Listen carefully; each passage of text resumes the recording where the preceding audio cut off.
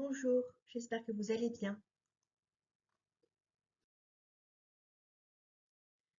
Aujourd'hui, je vais lire Georges Duhamel du roman Fleuve.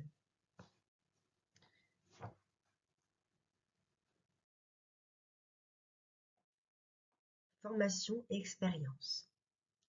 Georges Duhamel, 1884-1966, appartient, comme Roger Martin Dugard et Jules Romain, à cette génération, celle aussi de Giraudoux, de Mauriac, de Chardonne, de Mauroy, dont on a pu dire qu'elle avait fait, des années 1920-1940, un âge d'or du roman, Robert Kanters. Comme Jules Romain, Georges Duhamel fut, dans sa jeunesse, profondément marqué par l'expérience de l'abbaye de Créteil, 1906, que transposera l'un des volumes de la série des Pasquiers, Le désert de Bièvre. Mais l'unanimisme l'avait surtout attiré parce qu'il portait en lui un tempérament d'humaniste, de plus en plus attentif, autant qu'à ses propres problèmes, aux risques et aux chances du monde moderne. Humaniste d'abord par la sensibilité, Duhamel n'est pas, initialement, un professionnel de la littérature, encore moins un intellectuel au sens péjoratif que prend parfois ce terme.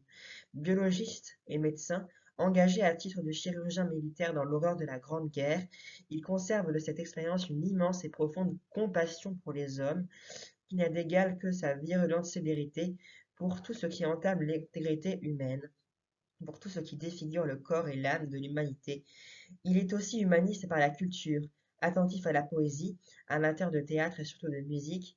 Georges Duhamel voit le monde et la société comme le milieu hétérogène et disparate où s'affrontent, se heurtent, ou bien s'allient en de curieuses et dramatiques complicités les forces matérielles et spirituelles entre lesquelles l'homme se trouve divisé et parmi lesquelles il est tenu de trouver son chemin. Mais il s'y trace aussi, selon les figures tantôt pathétiques, tantôt ironiques, le dessin d'une humanité aspirant à la fois à la rectitude de l'action, au règne du cœur et à l'équilibre de l'esprit.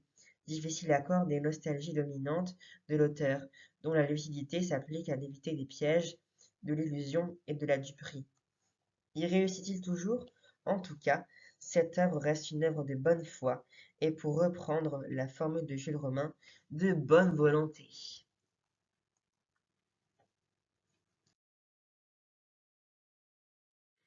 Réalisme et idéalisme. Le roman de Duhamel va donc tenter de concilier réalisme et idéalisme. Grand projet. La rigueur même du réalisme, où s'affirme à la fois l'impitoyable regard du clinicien et l'attachement de l'écrivain de la tradition balzacienne, sera comme la caution des idées et des thèses qu'il développe, implicitement ou explicitement, avec une chaleur où survit l'unanimisme de 1906. Son œuvre littéraire, en effet, prend son vrai départ avec des souvenirs de guerre qui sont aussi des réquisitoires contre la violence meurtrière d'une nouvelle barbarie et des plaidoyers pour le salut de l'homme. Vie des martyrs, 1917, et Civilisation, 1918, qui reste parmi les témoignages les plus bouleversants inspirés par la guerre de 1914, et, comme tout se tient, le réalisme de la description et la chaleur de la dénonciation s'attaqueront aussi bien aux abattoirs de Chicago qu'aux charniers de la Grande Guerre, scène de la vie future.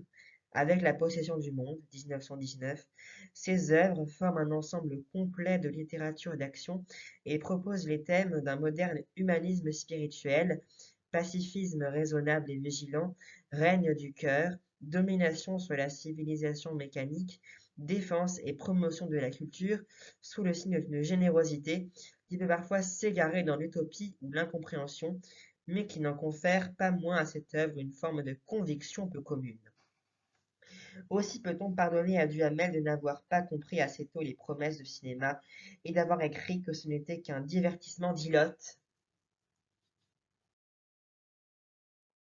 Salavin, 1920-1932. Nous verrons très brièvement cette œuvre avec un seul extrait, puis nous passerons dans quelques jours directement au Pasquier. Le futur romancier se formait ainsi en apprenant à faire, de ses générosités et de ses fureurs, des forces disciplinées au service d'une authentique création.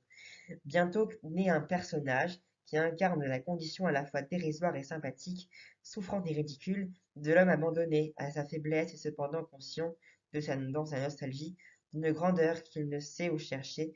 Le cycle comprend La Confession de minuit, 1920, Deux hommes, 1924, Journal de Salavin, 1927, Le Club des Lyonnais, 1929, tel qu'en lui-même, 1932. Nous ne verrons que le Journal de Salavin le 15 octobre.